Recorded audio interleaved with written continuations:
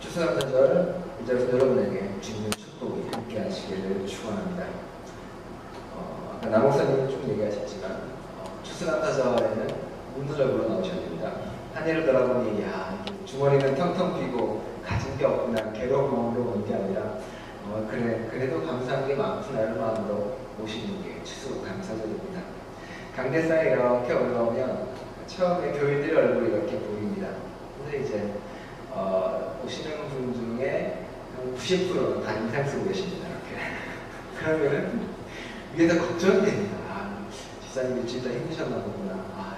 좀 잘 되셨어야 됐을 텐데. 근심이 많나 보다. 힘든 일이 많나 보다. 걱정될 때가 많이 있습니다. 항상 묻는 날을 오면 그래도 즐거운 일이 많으신가 보구나. 행복한 일이 많으신가 보구나 라고 생각을 하게 됩니다. 항상 묻는 날을 오셔서 서로에게 기쁨을 주신 여러분 되시기 바랍니다.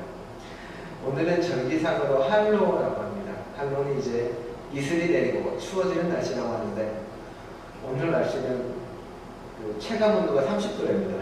그래서 어쨌든 절기를 하나 보낼 때마다 우리는 준비하고 그리고 언제나 돌아보게 됩니다. 추수감사절은 우리가 지나온 걸 돌아보면서 감사할 것을 해야 되는 것입니다. 아까 찬송을 부를 때 복을 세라는 이야기가 나와 있습니다. 예전에는 이 찬송을 그렇게 좋아하지 않았습니다. 왜냐하면 복이라는 단어가 별로 마음에 들지 않았기 때문에 그렇기도 합니다. 근데 시간이 지날수록 복에 대한 의미도 알게 되고 새로운 느낌을 알게 되면서 정말 내가 가진 게 많다는, 오히려 내가 없는 것보다 가진 걸로 더 많고 세다 보니 정말 많다는 느낌을 가지게 됩니다. 추수감사절 맞이하며 여러분이 가지지 못한 걸 해야 되는 것이 아니라 여러분이 가진 걸 먼저 세시기 바랍니다. 남의 집 가니까 이것도 있고 저것도 있고 이것도 있더라가 아니라 나에게 이 많은 것들이 있구나라고 감사하는 여러분 되시길 추수감사절 맞아요. 간절히 축원합니다. 책에서 읽어드린 이야기 하나 읽어드릴까 합니다. 안소니 데 멜로의 종교 박람회라는 책에 나온 이야기입니다. 믿음은 좋은데 조금은 약삭빠른 사람이 있었습니다. 그는 날마다 하나님께 자기의 소원을 들어달라고 계속 기도를 드렸습니다. 제발 내 소원 좀 들어달라고 정말로 부탁한다고. 얼마나 그 기도가 간절했던지 하나님이 나타났습니다. 하나님은 그 남자에게 물어봅니다. 너무 네가 나에게 간절히 부탁을 하니 내가 네가 청하는 무엇이든지 그 세 가지를 들어주도록 하겠다. 남자가 너무 좋아서 고민을 합니다. 세 가지라. 그래. 첫 번째 소원을 줍니다. 하나님, 왜 그러느냐? 제가 우리 와이프와 오래 살았는데 살아보니까 괴로운 게 많습니다. 제가 새로 장가를 들게 우리 와이프를 좀 먼저 데려가 주십시오. 하나님이 일단 그런 걸 들어줄 리는 없겠지만 일단 그러리라고 이야기라고 생각하고 좀 참고 들어주시기 바랍니다. 그래서 하나님이 와이프를 데려갑니다. 감정이입이 안 되시는 분들은 남편을 데려가든가 해야 됩니다. 그렇게 데려가셨습니다. 그리고 이제 그 소원이 성취가 되고 장례를 치르기 위해 많은 사람이 모였습니다. 그런데 많은 사람이 모여서 이런저런 이야기를 하는데 그 사람들이 다 이렇게 이야기합니다. 아까운 사람이 떠났구나. 정말 좋은 사람이었는데 정말로 잘해주는 사람이었는데 어떻게 하니? 너 정말 슬프겠다. 너 정말 안타깝게 됐다. 너 앞으로 어떻게 하니? 많은 사람이 이야기를 합니다. 생각해보고 그 사람 이야기를 쭉 듣다 보니까 자기가 실수한 것 같습니다. 내 와이프가 이렇게 좋은 사람이었구나. 내 와이프가 이렇게 좋은 사람인데 내가 잘못했구나. 그래서 하나님께 두 번째 소원을 빕니다. 하나님, 제가 잘못했습니다. 다시 와이프를 돌려보내주십시오. 그래서 와이프를 돌려봤습니다. 그리고는 아내와 새롭게 이렇게 알게 되고 새로운 만남을 가지게 됩니다. 그리고 이제 마지막 소원을 하나님께서 물어봅니다. 마지막 소원을 뭘로 할 거냐? 그 남자가 고민이 거듭합니다. 내가 뭘 해야 될까? 어떻게 해야 될까? 그러니까 하나님께 물어봅니다. 하나님, 난 도대체 무엇을 구해야 될까요? 돈을 구하자니 없어지면 그만일 것이고 친구가 많자니 그것도 의미가 없을 것 같고 먹을 달라고 할까요? 그런데 하나님이 이렇게 보시며 말합니다. 껄껄 웃으시고 대답하십니다. 살다가 무슨 일을 닥치든지 만족할 줄 아는 마음을 청하여라. 그 뒤에는 없습니다. 청했는지 안 청했는지 무엇이든지 모든 일에 만족하는 마음이 세상의 가장 귀한 재산이라고 말을 합니다. 저는 그럼 믿음이란 바로 그런 거라 생각이 합니다. 추한 것과 더러운 것을 보는 것이 아니라 돌아서서 아름다운 것을 보는 것입니다. 내가 어떤 일이 닥치더라도 그 어려운 것을 먼저 보는 것이 아니라 다른 면을 보고 아름다움을 향해 돌아서는 것이 믿음이고 바로 그것이 신앙이라고 말합니다. 세상에 어떤 일이 벌어지던 간에 일에는 양면이 있습니다. 예를 들어 보겠습니다. 한 사람이 로또를 사고 부박자에 갔습니다. 로또를 사서 당첨이 됐습니다. 야! 돈이 많이 생기고 부자가 됐습니다. 이제 인생은 정말 탄탄대로일 것 같습니다. 과연 그럴까요? 그런데 그 사람이 그 돈을 가지고 가사를 탕진하고 돈 때문에 친구도 잃고 가족도 잃고 모든 걸 다 잃어버린다면 그것은 과연 행복일까요? 불행일까요? 만약 어떤 사람이 병에 걸려서 시한부 인생을 산 것 같습니다. 이제 곧 죽을 것 같고 자기의 인생이 덧없음을 깨닫습니다. 내가 이제 무엇 하나 절망에 빠져 있습니다. 근데 절망 가운데 병중에 있으면서 시한부 인생을 살아가면서 그는 새로운 만남을 가지게 됩니다. 내 옆에 있는 가족들의 소중함을 알게 되고 자신만 살았던 이기적인 삶에 대해서 비로소 깨닫게 되며 그 짧은 삶을 다른 사람을 위해 섬기고 다른 사람과 더불어 아름답게 살아갑니다. 그리고 고백하기를 내 짧은 시한부 인생이 과거 내가 살았던 수십 년의 긴 인생보다 아름답다라고 고백합니다. 그 사람에게 과연 병은 불행일까요? 행복일까요? 생각을 바꾸고 보는 눈만 바꾸면 세상 우리에게 전혀 다른 모습을 보여줍니다. 어두운 밤에 바라보면 자연은 나무는 두려움이고 까만 색깔밖에 보이지 않습니다. 실루엣만 보이고 아무것도 보이지 않습니다. 두려움과 막막함밖에 보이지 않습니다. 하지만 해가 떠오르고 아침 되면 어떠합니까? 꽃은, 나무는 자신만의 색깔을 뽐내고 아름답게 그 모습을 드러냅니다. 세상은 아름다움으로 충만해질 것이고 세상은 우리에게 전혀 다른 모습을 보여줄 줄 아는 것입니다. 내 안에 있는 어둠만 없어진다면 세상을 바라보는 내 어둠의 안경만 없어지고 그 색감만 걷어낸다면 우리는 전혀 다른 모습으로 세상을 볼 수 있는 것입니다. 바울은 디모데전서에서 이렇게 고백합니다. 먹을 것과 입을 것이 있으면 그것으로 만족해야 한다. 바울은 그것만으로 만족할 줄 알았고 그것만으로도 행복했다는 것입니다. 물이 바다로 흐르지만 바다를 영원히 채우지 못합니다. 우리의 마음속에 욕심이 가득 차지만 그것을 채울 수 있는 방법은 없습니다.